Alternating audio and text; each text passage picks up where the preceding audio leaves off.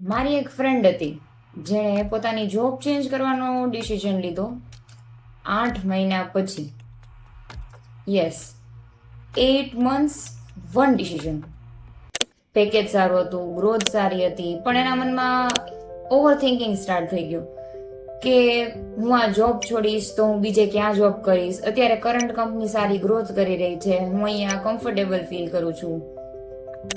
અને સૌથી મોટી દુઃખની વાત તો એ છે કે એ 8 મહિના પહેલા જે પોઝિશન ઉપર હતી ત્યાં જ આવીને ઊભી રહી ગઈ.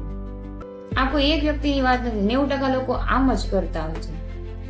એક રિસર્ચ કહે છે કે આપણે દિવસના 35,000 નિર્ણયો લઈએ છીએ.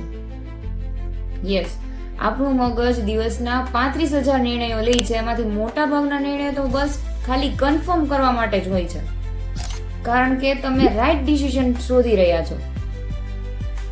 અને ક્યારેય કોઈ ડિસિઝન રાઈટ હોતો જ નથી વિધાઉટ એની એક્શન્સ.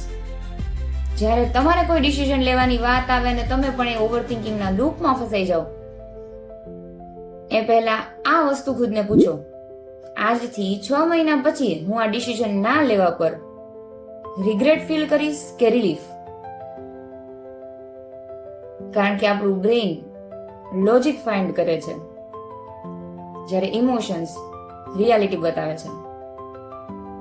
અને જો આ ક્વેશ્ચન મારી ફ્રેન્ડે ખુદને 8 મહિના પહેલા જ પૂછી લીધો હોત તો એને માત્ર 3 સેકન્ડમાં આન્સર મળી જાત. અને આજે રિયાલિટી કંઈક અલગ હોત.